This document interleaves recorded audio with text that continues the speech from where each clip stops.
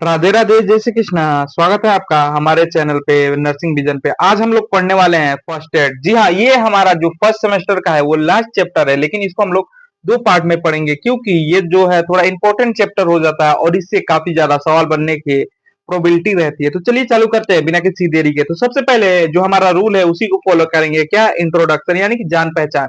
तो चलिए हम लोग सबसे पहले इससे जान पहचान बढ़ाते हैं इस टॉपिक से। तो ये क्या बोल रहा है? First aid is a immediate care giving a injured ill person. मतलब कि जब कोई व्यक्ति अचानक से चोटिल हो जाता है या फिर बीमार पड़ जाता है तो डॉक्टर को दिखाने से पहले यानी कि हॉस्पिटल अस्पताल ले जाने से पहले आप क्या करेंगे, या फिर आपके पास कोई इक्विपमेंट नहीं है, आप हॉस्पिटल में नहीं है, तो आप क्या करेंगे? उसको बोलते हैं हम लोग फर्स्ट एड। या फिर अस्पताल में ही है और आपके पास कोई इमरजेंसी पेशेंट आया तो उसको आप क्या ट्रीट करेंगे? पहला आपका ट्रीटमेंट क्या होगा? उसी को हम लोग बोलते हैं फर्स्ट एड। जी हाँ, it giving before a professional medical help arrive. देखो, ये कब दिया जाता है? जबकि कोई प्रोफेशनल मेडिकल हेल्प नहीं आ जाता, उससे पहले इस ट्रीटमेंट को देना देना चालू कर देते हैं, क्योंकि इस ट्रीटमेंट में क्या होता है कि ज्यादा इक्विपमेंट और बाकी चीजों की नीड नहीं होती। यहाँ पे बस बेसिक चीज होना चाहिए। बेसिक चीज यानी कि मेरे कहने का मतलब है कि आप होने चाहिए बस स्वस्थ। तो आप ये कर सकते हैं, ठीक है। तो चलिए देखते हैं आगे। It is a prevent it is a prevent वरिस एंड कंडीशन। ये क्या करता है? कंडीशन को बहुत बुरा होने से बचा लेता है, ठीक है। मतलब ये समझो कि ये चीजें हो सकती थी बहुत बुरी, लेकिन होती नहीं अगर जो हम लोग फर्स्ट एड सही से दे दे तो। It can save life emergency situation. इस फर्स्ट एड में इतनी ताकत है ना, ये किसी की लाइफ को आराम से सेव कर सकता है अगर जो इसको सही तरीके से सही टाइम पे दे दिया जाए तो, ठीक है, इमरजेंसी में। तो अब आते हैं नीचे। और नीचे क्या है? डिफिनीशन। डिफिनीशन मतलब कि वही जो चीज है उसको ही एक बार देख लेते हैं। प्राथमिक उपचार, ठीक है, पहले इंग्लिश पढ़ लेते हैं आपका, ठीक है। First aid is immediate and temporary care giving to a victim of accident or situation illness until a medical treatment is available। ये क्या कह रहा है? सिंपल शब्दों में समझो कि फर्स्ट एड इमीडिएट यानी कि तुरंत, और ये टेम्पररी। ये नहीं कि परमानेंट केयर हो गया आप दे दिए, चलो पेशेंट मान लो कि नॉर्मल भी हो गया तो आप ये नहीं करेंगे कि हम इसको ट्रीट नहीं करेंगे। ये टेम्पररी केयर है, ठीक है। इसको हम लोग विक्टिम को देते हैं जिसका एक्सीडेंट हुआ हो या फिर जिसके साथ कोई दिक्कत हुई हो, ठीक है, उसको देते हैं, ठीक है।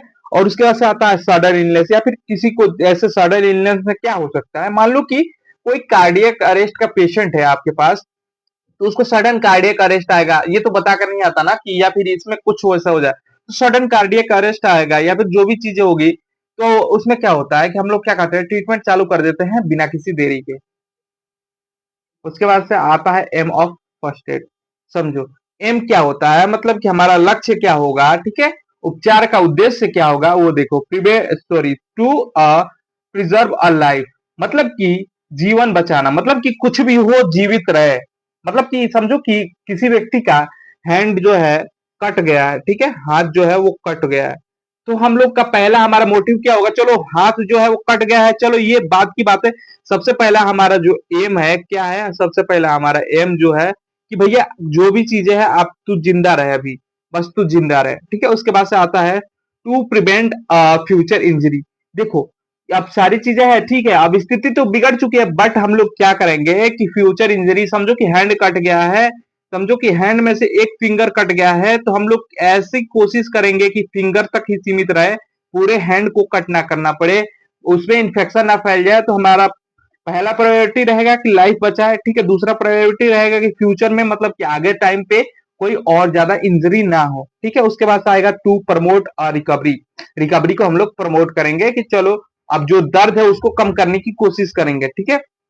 उसके बाद से रिलीफ पेन, पेन को कम करने की कोशिश करेंगे। उसके बाद से है टू प्रिवेंट इन्फेक्शन, इन्फेक्शन होने से बचाएंगे। समझो कि कहीं पे इंजर हुआ है, ओपन ओपन क्या हो गया? ओपन फ्रैक्चर हो गया बोन का, समझो कि ओपन फ्रैक्चर हो गया। तो इसको हम लोग ऐसे सेफ, मतलब कि साफ कपड़े से यहाँ पे प्रेशर क्रिएट करेंगे, इस पे प्रेशर डालेंगे। ये नहीं कि गंदे कपड़े से इस पे प्रेशर डाल रहे हैं जिससे तो ब्लड रुक जाएगा, बट यहाँ पे इन्फेक्शन होने का खतरा बढ़ जाएगा। तो हमारा सबसे पहला मोटिव क्या है? लाइफ को बचाना, फ्यूचर इंजरी से बचना। दूसरा prevent recovery, sorry promote recovery, ठीक है। रिकवरी को प्रमोट करना है कि जल्दी से जल्दी ठीक हो। उसके बाद से दर्द को कम करना है, और उसके बाद से लास्ट वाला है कि इन्फेक्शन ना हो, हम उस पर ध्यान दें। ठीक है, उसके बाद से आ जाते हैं basic principle of first aid. Basic principle कहने का मतलब क्या है? बेसिक प्रिंसिपल मतलब प्राथमिक उपचार, यानी कि इसका सिद्धांत क्या है? सबसे पहले अगर जो कोई दिख गया तो क्या करेंगे? हमारा सबसे पहले तो हमें इस पे अपने ऊपर ही काम करना है कि स्टे काम। अपने आप को क्या करना है? घबराना नहीं है बिल्कुल ही, और जो चीजें सामने है उसको बिल्कुल काम एंड कूल होके उसको हैंडल करना है। ठीक है, सबसे पहले अगर जो हम ही ट्रीट करने से पहले हमारा हाथ पैर कांपने लगे तो भैया पेशेंट क्या बचेगा? उससे पहले हमें मेडिकल टीम की जरूरत पड़ जाएगी। ठीक है, तो सबसे पहले हम क्या करेंगे? स्टे काम, रिलैक्स रहेंगे। ठीक है, उसके बाद से इंश्योर स्किन सेफ्टी। ठीक है, अब देखो क्या करेंगे? सबसे पहले क्या करेंगे? हम तो काम रहेंगे और पहले अपनी सुरक्षा देखनी है। ठीक है, इंश्योर सेंस ऑफ सेफ्टी। सबसे पहले अपनी सुरक्षा देखनी है। चलो ठीक है, जो सामने वाला पेशेंट है वो बीमार है, बट हमें सबसे पहले अपनी सुरक्षा देखनी है। ये नहीं कि चलो कूद गए डायरेक्ट, नहीं, अपनी सेफ्टी को इंश्योर करना है। ठीक है, उसके बाद से चेक आर रिस्पॉन्सिबिलिशन। रिस्पॉन्सिबिलिशन कैसे चेक होता है?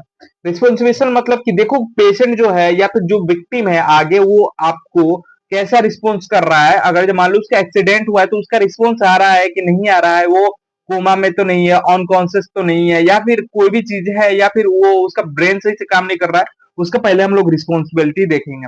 अब देखो रिस्पॉन्सिबिलिटी देखने के लिए हम कुछ मेथड यूज करते हैं। सबसे पहले देखेंगे कि वो पेशेंट कॉन्शियस है या नहीं है, उसके बाद से देखेंगे फिजिकल इंजरी हुई है या नहीं हुई है, उसके बाद से हम लोग आ जाएंगे कि ब्रीथ चल रहा है, पल्स चल रहा है कि नहीं, ये सारी चीजें देखेंगे। ठीक है, जो कॉमन सी बात है। उसके बाद से हम लोग देखेंगे क्या करेंगे। सबसे पहले हमारा काम क्या होता है?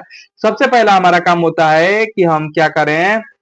एयरवे को मेंटेन करके रखें। ठीक है, एयरवे समझो कि कोई विक्टिम है या फिर कोई एक्सीडेंट वाला केस आ गया तो उसके पहले हम देखेंगे कि एयरवे यानी कि माउथ नोज जो है वो सेफ है या नहीं है, या फिर उसके अंदर कुछ तो फंसा नहीं है।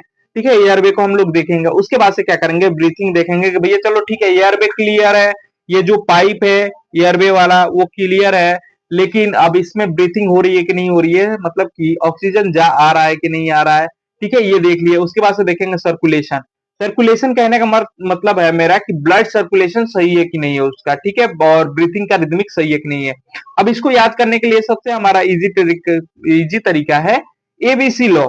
एबीसी लॉ बोलता है पहले एयरवे, बी से ब्रीथिंग और सी से सर्कुलेशन। पहले एयरवे देखेंगे, फिर ब्रीथिंग देखेंगे, फिर सर्कुलेशन देखेंगे। ठीक है, और उसके बाद से ये तीनों चीजें जब हम मेंटेन कर लेंगे तब हम लोग देखेंगे कंट्रोल ऑफ ब्लीडिंग। अब सब चीजों चलो ठीक है, सांस भी ले रहा है, एयरवे भी सही है और सर्कुलेशन भी ओके है। अब देखेंगे कि उसकी ब्लीडिंग कहाँ कहाँ से आ रही है। अब ब्लीडिंग को हम लोग रोकने की कोशिश करेंगे, यानी कि जो रक्त उसका निकल रहा है बाहर उसको हम लोग अब रोकने की कोशिश करेंगे। Do not move a patient unnecessary. Unnecessary मतलब क्या बोल रहा है कि देखो, अब ये जो पेशेंट है ना उसको अननेसेसरी मतलब कि ऐसे बिना काम के ऐसे उसे मूव नहीं करना है। अभी समझो कि वो ऐसे रोड पे बीचों बीच पड़ा है तो उसको उठा के ले जाकर हम लोग कहीं पे साइड में रख दिए, बट अब यहाँ से साइड में हम तभी हटाएंगे ना जब यहाँ से हमारी मेडिकल टीम या फिर मेडिकल जो इक्विपमेंट है सारी चीजें पहुंच जाए, हमें बहुत ही ज्यादा नीड है तो हटाएंगे, नीड नहीं है तो यहाँ से हम लोग इसको ऐसे फालतू में क्या करेंगे? मूव नहीं करेंगे। ठीक है, उसके बाद से आ जाता है call medical help. Medical help पे कॉल करना है। ठीक है, तुरंत मेडिकल सहायता को बुलाना है। ठीक है, अब उसके बाद से देखो क्या करना है। इंपोर्टेंस ऑफ फर्स्ट एड मतलब कि समझो, अब इसकी क्या ऐसी इंपॉर्टेंस है जो कि मतलब कि फर्स्ट एड में इंपॉर्टेंट होना चाहिए। ये क्यों इंपॉर्टेंट है? फर्स्ट एड लाइफ सेविंग, किसी की जान बचाना भैया, उससे बड़ी क्या बात हो सकती है। ठीक है, उसके बाद से रिड्यूसिंग अ कॉम्प्लिकेशन। कॉम्प्लिकेशन कहने का मतलब है कि कुछ ऐसी चीजें जो कि फ्यूचर में जाके दिक्कत देने वाली थी उससे पहले ही हम उसको हटा देंगे फर्स्ट एड करके।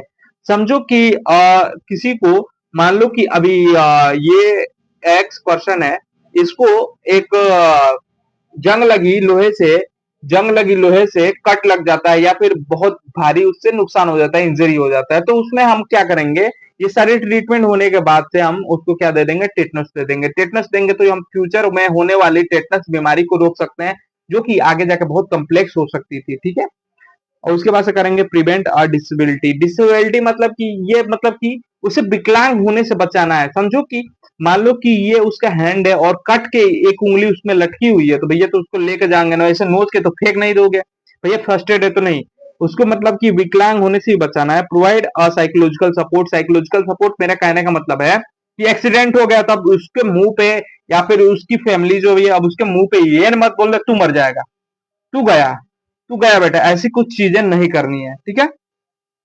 तो उसको साइकोलॉजिकल सपोर्ट देना है। साइकोलॉजिकल सपोर्ट कहने का मतलब है कि कुछ नहीं हुआ है, everything is okay, now we are going in hospital, ठीक है, अभी सब चीज सही है, हम लोग हॉस्पिटल जा रहे हैं, बाकी सारी चीजें सही हो जाएगी, कोई घबराने की बात नहीं है, ठीक है। साइकोलॉजिकल सपोर्ट देंगे, ठीक है। उसके बाद से आ जाएगा useful in a disaster and emergency. देखो ये क्यों इंपॉर्टेंट है, इंपॉर्टेंट इसलिए है फर्स्ट एड कि यह डिजास्टर होने से बचा सकता है और इमरजेंसी में बहुत काम आता है सबके लिए, ठीक है, ये सबको आना चाहिए।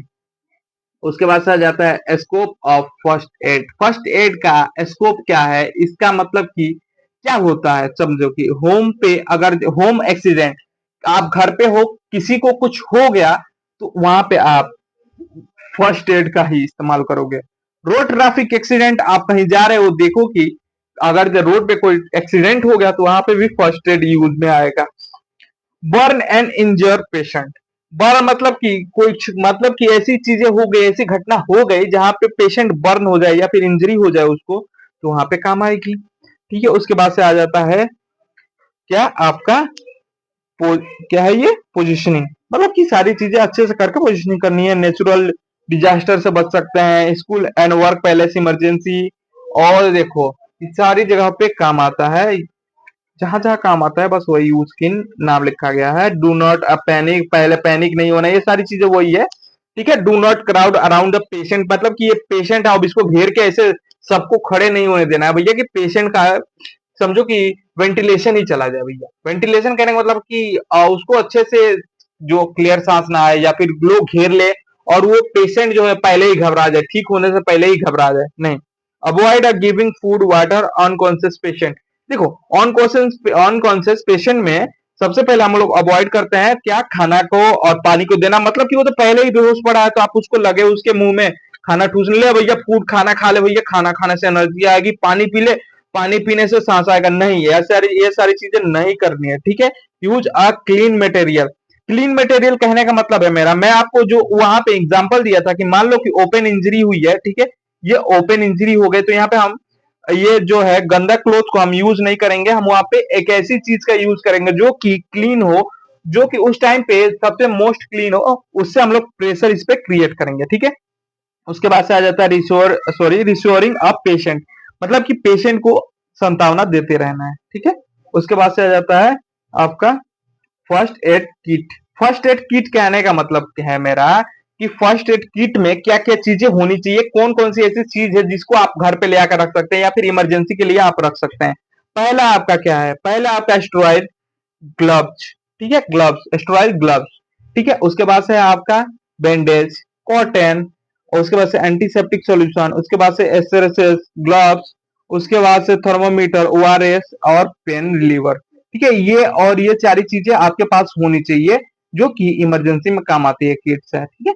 फर्स्ट एड मैनेजमेंट, ठीक है, फर्स्ट एड मैनेजमेंट।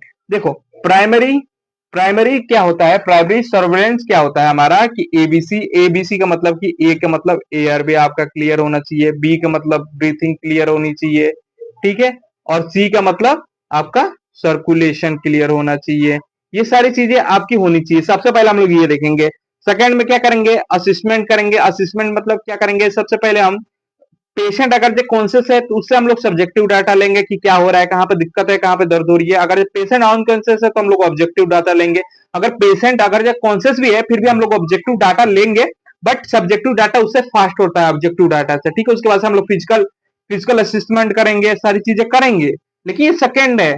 और बी क्या है, सबसे पहले कि ब्रीथिंग एयरवे देखेंगे, ब्रीथिंग देखेंगे, सर्कुलेशन देखेंगे। प्रोवाइड अ नेसेसरी केयर, जो बहुत जरूरी है उसको प्रोवाइड करेंगे। अरेंज अ ट्रांसपोर्ट, ट्रांसपोर्टेशन, ट्रांसपोर्टेशन कहने का मतलब है एम्बुलेंस, जो कि आमतौर पे यूज होता है इमरजेंसी में, तो जो भी वाहन मिला उसको धरो पकड़ो भागो भैया उससे, उसको लेके, ठीक है। A wound is a break in the country of skin tissue. देखो अगर ये वुड, वुड है, समझो वुड का मतलब क्या होता है, घाव, ये आपका पैर है, इसके ऊपर अगर ये वुड है, वुड का मतलब होता है कि घाव है कोई, वो अगर जो ब्रेक हो गया और कंटिन्यूअस क्या होता है, स्किन और टिश्यू का ब्रेक होते रहता है, तो उसमें भी हम लोग क्या करेंगे वो देखते हैं। अब आते हैं क्लासिफिकेशन ऑफ वुड, मतलब कि घाव कितने प्रकार के होते हैं, ओपन वुड, क्लोज वुड, उसके बाद से इंसर्ड वुड, उसके बाद से इलेक्ट्रोलेटेड वुड, और क्या है पनकंचर वुड और क्रश इंजरी। देखो ओपन वुड कौन सा होता है, ऐसे घाव जो कि खुले हो, जैसे कि मान लो कि बोन टूट के निकल गया हो बाहर आपके स्किन को पेनिट्रेट करके, ये बाहर की तरफ ऐसे बोन निकला हो ब्रेक करके, इसको ओपन वुड बोलेंगे। क्लोज वुड किससे बोलेंगे, जो कि अंदरूनी घाव है उसको हम लोग क्लोज वुड बोलते हैं। क्लोज वुड जो अंदरूनी घाव है, ठीक है। उसके बाद से आ जाता है इंसेंट। इंसेंट वुड का मतलब होता है कटने वाला घाव, ठीक है। इंसर्ट का मतलब होता है कटने वाला घाव। और उसके बाद से आता है इलेक्ट्रोलेड वुड। इलेक्ट्रोलेड वुड का मतलब होता है कि ऐसे, इलेक्ट्रोलूड का मतलब होता है फट जाए, जैसे कि मान लो कि ये पैर पे अगर किसी चीज से ज्यादा तेज प्रेशर पड़े और वो फट जाए। उसके बाद से आ गया पंचटर्न वुड। क्या है, पंचटर्न वुड। पंचटर्न वुड का मतलब होता है कि छेदने वाला घाव, मतलब कि ऐसे घाव की जिसमें ये रॉड घुस के बाहर निकल गया हो और उसमें एक होल क्रिएट हो गया हो, या फिर समझो इंजरी ऐसी हो जिसमें कि एक सर्कुलर ओपन वुड की तरह बना हो, ठीक है। उसके बाद से crush crush injury. Crush injury मतलब कि दबाव दबाव देके, दबाव जब दोगे तो वहां पे क्या होता है, फट जाता है या फिर जो भी चीजें हो जाती है, उसको हम लोग बोलते हैं क्रश इंजरी। अब आ जाते हैं कहाँ पे, अब आते हैं first aid of A open would. Open would का जो है प्राथमिक उपचार क्या है।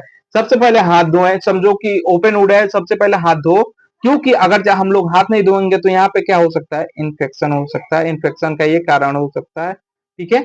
इन्फेक्शन का कारण हो सकता है। उसके बाद से अप्लाई डायरेक्ट प्रेशर। देखो क्या करेंगे, क्योंकि अगर हम लोग डायरेक्ट प्रेशर नहीं क्रिएट करेंगे तो वहां से क्या होगा, ब्लड लॉस ज्यादा हो जाएगा, ठीक है, ब्लड लॉस ज्यादा हो जाएगा, तो इसीलिए हम डायरेक्ट प्रेशर उस पर क्रिएट करेंगे। Clean septic antiseptic. एंटीसेप्टिक का मतलब होता है कि उसको साफ करेंगे, अगर जब ब्लड लॉस नहीं हो रहा है, प्रेशर क्रिएट की जरूरत नहीं है, तो हम लोग क्या करेंगे, सबसे पहले क्या करेंगे, ब्लड को क्लीन करेंगे, ठीक है। क्लीन करेंगे ब्लड को, या फिर जो भी चीजें लगी उसको क्लीन करेंगे। Cover with steroid dressing. Dressing मतलब स्टेरॉइड ड्रेसिंग का कहने का मतलब है साफ सुथरा कपड़े से उसको क्या करेंगे, कवर कर देंगे, ढक देंगे, ठीक है। ये हो गया आपका first aid of open would. उसके बाद से आ जाता है वुड विथ फोरजन फोरेजन बॉडी। देखो फोरिजन बॉडी का कहने का मतलब है कि बाहरी चीज क्या है आपके वुड पे। Do not remove a deeply immediate object, मतलब कि ऐसे हम लोग ऑब्जेक्ट को नहीं रिमूव करेंगे जो कि अंदर तक घुस गया हो। मतलब कि समझो कि ये आपका स्किन है, यहाँ पे इसकी थिकनेस जो भी है, अगर जो कोई ऐसी चीज है जो कि अंदर तक पेनिट्रेट कर गई है, उसको हम लोग रिमूव नहीं करेंगे। क्यों नहीं करेंगे, इसलिए नहीं करेंगे, अगर जो इसको हम लोग रिमूव किए तो यहाँ से बहुत ज्यादा ब्लड लॉस हो सकता है, क्योंकि ब्लड लॉस ही एक ऐसा इकलौता कारण बन सकता है इमरजेंसी में जो कि लाइफ थ्रेटिंग हो सकता है, यानी कि डेथ को कॉज कर सकता है, ठीक है। लाइफ थ्रेटिंग एक ऐसी चीज होती है जो कि ब्लड लॉस के कारण हो जाती है ज्यादातर मामलों में, ठीक है। तो इसीलिए हमारा ज्यादातर प्रयत्न रहता है कि हम लोग ब्लड लॉस कम से कम, मिनिमम टू मिनिमम करें, ठीक है। उसके बाद से आ जाता है स्टेबलाइज ऑब्जेक्ट। अब देखो समझो कि यहाँ पे कुछ ऐसी चीज घुस गया है, अब इसको ऐसे से स्टेबलाइज करेंगे या फिर पकड़ के रखेंगे कि ये हिले ना बार बार, अगर जो हिलेगा तो वो जो आपका वुड है और बड़ा और चौड़ा होता जाएगा। Cover with steroid dressing. ये जो है स्टेरॉइड ड्रेसिंग, ये तो सब में कॉमन ही है, मतलब कि ओपन इंजरी में, ठीक है। उसके बाद से सेंड टू हॉस्पिटल, हॉस्पिटल पहुंचा भैया इनको, ठीक है। उसके बाद से आ जाते हैं आपका इन्फेक्टेड वुड, मतलब कि रेडनेस, स्वेलिंग, और उसके बाद से पस फॉर्म। मतलब कि समझो इन्फेक्टेड वुड, जैसे जैसे कि आपके घाव पे समझो कि रेडनेस आ गया, लाल वगैरह हो गया, रेडनेस ऐसे समझो कि क्या होता है कि अगर जो आपको कहीं पे यहाँ पे छोटी सी एक दाना भी दिखेगा या फिर कुछ भी दिखा स्किन पे, तो उसके आजू बाजू रेडनेस आ जाता है, ठीक है। उसके बाद से उसमें स्वेलिंग आ जाती है, पोस्ट फॉर्मेशन हो जाता है। इसमें क्या करना चाहिए, इसमें फर्स्ट एड करना चाहिए, clean and refer to doctor.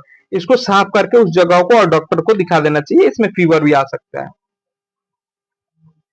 अब आ जाते हैं एब्डोमिनल वुड। एब्डोमिनल वुड मतलब कि पेट में लगने वाले घाव, ठीक है। Do not push push original inside, ठीक है, ऑर्गन इनसाइड, ठीक है। अब देखो क्या है कि मान लो कि ये आपका एब्डोमन है, ठीक है, ये आपका एब्डोमन है, इसमें अगर यहाँ पे चोट लग गई तो यहाँ पे इतना तेज नहीं दाबना है या फिर इतना तेज कपड़ा लेकर प्रेशर नहीं बनाना है कि यहाँ पे किडनी जो है अपने जगह से डिसलोकेट हो जाए या फिर किडनी जो है हिल जाए। इतना प्रेशर नहीं क्रिएट करना है। Cover with a moist moist sterilised dressing. देखो यहाँ पे एक चीज बढ़ गई, मॉइस्ट। मॉइस्ट का अर्थ होता है कि एक मतलब कि ऐसे ड्रेसिंग या फिर ऐसे कपड़े से उसको कवर करना है जो कि क्या हो, हल्का सा गीला हो या फिर उस वो बिल्कुल सूखा ना हो। ठीक है, ऐसी चीज से गीला करना है। ऐसा इसलिए किया जाता है क्योंकि ये जो आपके घाव होते हैं एब्डोमिनल वाले, उसमें क्या होता है, बहुत सारे लिक्विड होते हैं। अगर जो हम लोग मान लो कि सूखे कपड़े से उसको बंद करते हैं तो क्या होगा कि कपड़ा ही सारा पूरा उसमें क्या करेगा, कपड़ा ही सारा उसमें से पूरा लिक्विड को अपने अंदर अब्सॉर्ब कर लेगा। Keep a patient lying of float. ठीक है, पेशेंट को ऐसे लेटाना है जैसे कि वो कहीं पे स्पाइन पोजीशन, समझो कि स्पाइन प्लेशन पोजीशन में लेटाना है। ठीक है, इमीडिएट हॉस्पिटल रेफरल। ठीक है, तुरंत हॉस्पिटल में रेफर कर देंगे। अब आ जाते हैं चेस्ट वुड। चेस्ट वुड का मतलब होता है कि छाती में लगने वाले घाव। Cover would with a right dress. ठीक है, एयर टाइट ड्रेस। ठीक है, एयर टाइट ड्रेस का मतलब होता है कि ऐसे ड्रेस हो या फिर ऐसा कपड़ा हो या फिर ऐसी चीजें हो ड्रेसिंग का जिससे कि एयर लीक ना करे। मॉनिटर ऑफ ब्रीथिंग, क्योंकि जो है आपके चेस्ट में लगेगा तो सबसे ज्यादा इफेक्ट क्या होगा, ब्रीथिंग ही तो इफेक्ट होगा। उसके बाद से keep a patient a semi setting का मतलब होता है सेमी फ्लावर पोजीशन। ठीक है, सेमी फ्लावर पोजीशन में इसको रखना है, यानी कि ऐसे होता है एक 90 डिग्री पे होता है यहाँ पे ऐसे। ठीक है, ऐसे या फिर ये थोड़ा सा और कम हो जाता है, ये 70 डिग्री पे भी हो सकता है। पेशेंट को ऐसे रखना है कि उसका जो है ब्रीथिंग चलता रहे। तो सबसे अच्छा ब्रीथिंग का होता है 90 डिग्री पे रखा जाए सेमी फ्लावर पोजीशन में। तो ठीक है, अगर जो छाती पे लगा है तो ये वाला हम लोग पोजीशन प्रोवाइड करेंगे पेशेंट को। उसके बाद से आ जाता है crush injury. Control bleeding and immobilize part or monitoring ऑज फॉर अ शॉक। देखो सबसे पहले क्या करेंगे, ब्लडिंग को कम करेंगे, ब्लीडिंग को रोक देंगे। ठीक है, रोकेंगे नहीं, रुकेगा नहीं, बट उसको क्या करेंगे, कंट्रोल में लाएंगे। और क्या करेंगे, उस पार्ट को हम लोग हिलाने डुलाने से मना कर देंगे। मॉनिटरिंग और शॉक। शॉक का मतलब होता है कि एक हाइपोवोल्मिक शॉक होता है। हाइपोवोल्मिक शॉक में क्या होता है, ये आपके शरीर का लिक्विड जो है वो कम हो जाता है। तो इसमें हम लोग ये ध्यान देते रहेंगे कि इसको हाइपोवोल्मिक शॉक ना हो जाए या फिर कोई इस प्रकार का शॉक ना हो जाए। ठीक है, तो आज के लिए इतना ही रहने देते हैं, क्योंकि ये चैप्टर लंबा है तो मैं पहले ही बता दिया था कि इसको 2 पार्ट में करना ही पड़ेगा। तो आज के लिए इतना ही रहने देते हैं। Thank you. राधे राधे, जय श्री कृष्ण।